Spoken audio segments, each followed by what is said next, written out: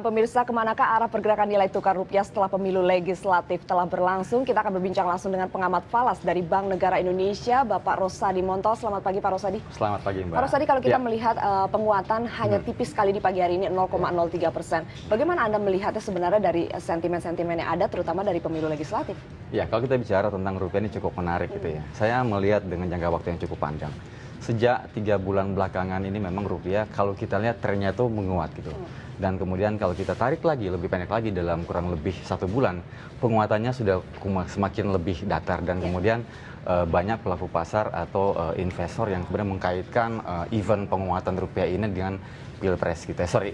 Pemilihan legislatif gitu kan yang baru kemarin. Kemudian kita lihat ternyata hasilnya tidak sesuai dengan apa yang selama ini dibicarakan dan kemudian mengalami pengalaman. Nah, saya pikir bahwa kalau kita bicara pergerakan rupiah itu pengaruhnya cukup banyak gitu ya. Dan kita lihat salah satunya adalah ekspektasi kondisi ekonomi termasuk kondisi politik ke depan gitu.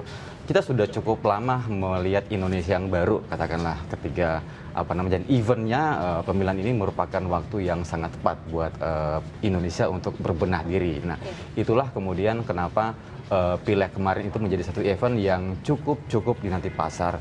Namun kalau kita lihat Mbak Fani bahwa pergerakan rupiah ini mau dibilang melemah tajam juga enggak gitu ya. Karena range-nya masih cukup terkendali, sempat menguat sampai di level 11.000, kemudian sekarang berbalik lagi di level 11.400-an. Bisnis ini masih dalam range yang aman. Cuma pertanyaannya kenapa dalam 3 hari belakangan ini mengalami pelemahan. Baik, ini apakah para investor melakukan wait and see dulu atau bagaimana sebenarnya? Kalau kita bilang wait and see itu pasti ada, Mbak. Kenapa? Karena setelah ajang Pileg ini kita masih akan menghadapi satu event yang cukup besar juga, yaitu Pilpres gitu. Dan biasanya dalam masa tenggang waktu seperti ini, masa tunggu seperti ini ada terjadi wait and see. Nah, disinilah kalau kita melihat dari sisi fenomena pasar secara market psikologis terjadi uncertainty, ketidakmenentuan kondisi pasar di mana apapun bisa terjadi dalam kondisi seperti ini.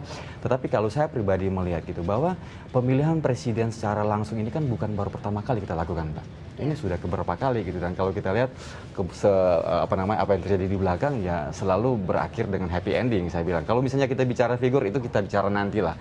Tapi bahwa ada beberapa poin-poin yang dilihat pasar bahwa kita punya komitmen bersama. Indonesia itu butuh perubahan dan kemudian eventnya seperti ini. Nah, ini merupakan satu poin yang kita nantikan dan kemudian tampaknya dalam beberapa bulan ke depan gitu, dalam beberapa waktu ke depan menjelang Pilpres, situasi ketidakpastian masih akan cukup terjadi. Pak Rosadi, kira-kira apa yang harus dilakukan Bank Indonesia untuk melakukan stabilisasi nilai tukar rupiah sampai dengan paling tidak menjelang pemilihan presiden nanti? Ya, kalau kita bicara pergerakan rupiah, ekspektasi itu sangat mempengaruhi, Mbak.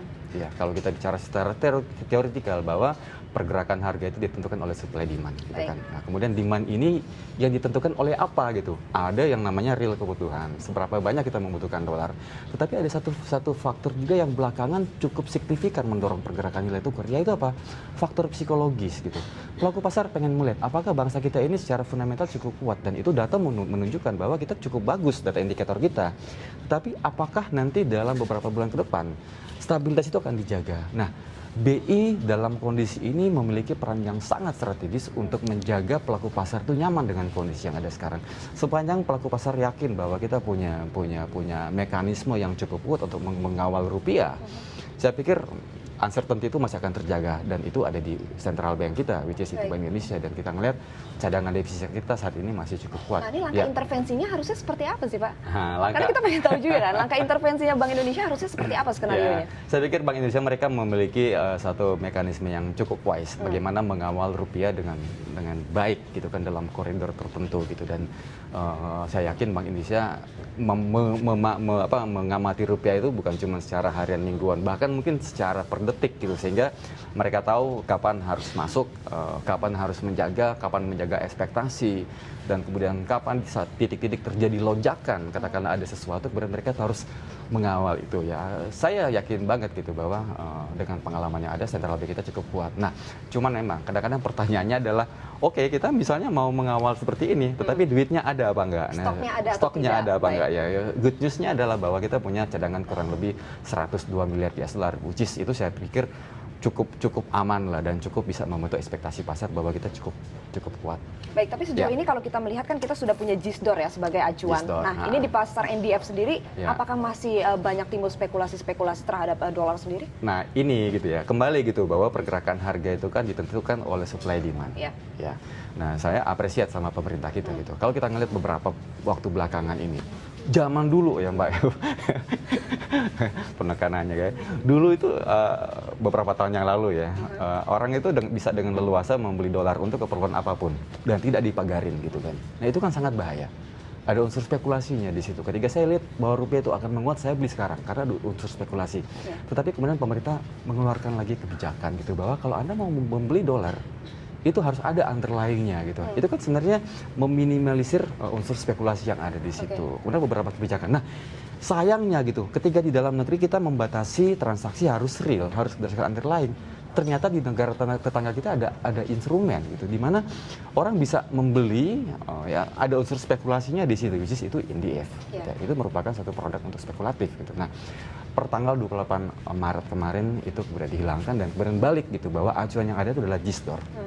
Ya, nah artinya bahwa menurut saya ini satu poin yang cukup bagus, minimal itu akan meminimalisir atau sedikit mengurangi tekanan spekulasi. Harusnya sih saya melihat bahwa ini satu langkah yang cukup bagus gitu buat mengawal rupiah supaya tidak terlalu quote unquote uncontrollable gitu.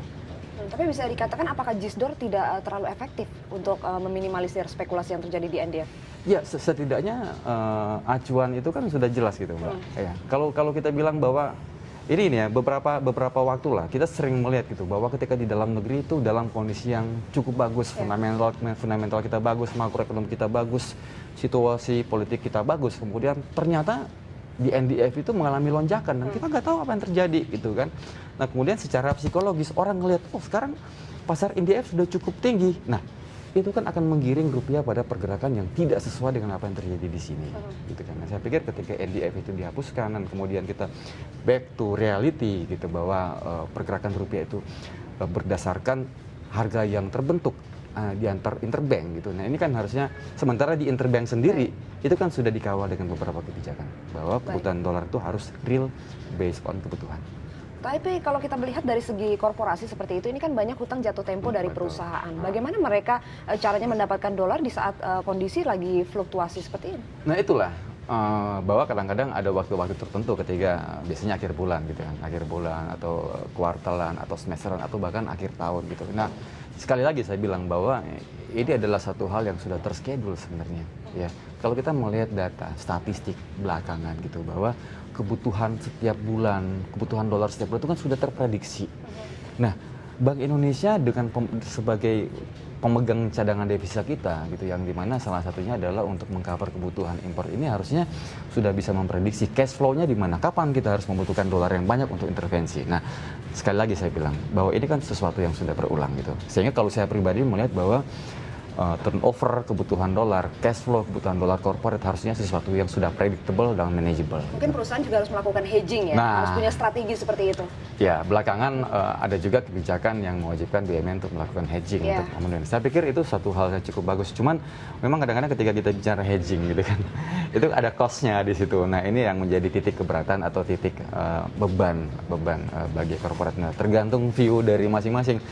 Sepanjang misalnya pergerakan dolar itu predictable, saya pikir hedging itu menjadi satu hal yang second opinion. Tetapi harusnya menjadi hal yang utama. Baik, gitu. Pak Rosadi, ini ada yang menarik karena di belakangan ini kita melihat pemberitaan bahwa utang swasta saat ini terhitung sangat besar sekali. Apakah ini akan menjadi dampak negatif juga terhadap pergerakan nilai tukar rupiah terhadap dolar? Sekali lagi saya bilang gitu bahwa hutang itu kan sesuatu yang sudah predictable gitu jadi kan. Balik lagi harus pintar-pintar gitu strateginya kan. Ya kita nggak bisa hutang swasta tinggi kemudian negara ini bangkrut, nggak juga gitu. Ini kan ada mekanisme termasuk bagaimana kita mengelola cost cash flow dolar kita. Kalau gitu ya udah kebutuhan kita memang udah cukup banyak gitu kan. Jangan ditambahkan lagi dengan spekulasi. Makanya saya bilang bahwa bagaimana kita meminimalisir spekulasi tersebut. Baik, kalau gitu terima kasih banyak nih Pak Rosadi atas perbincangan bersama kami dan selamat pagi Pak. Pagi.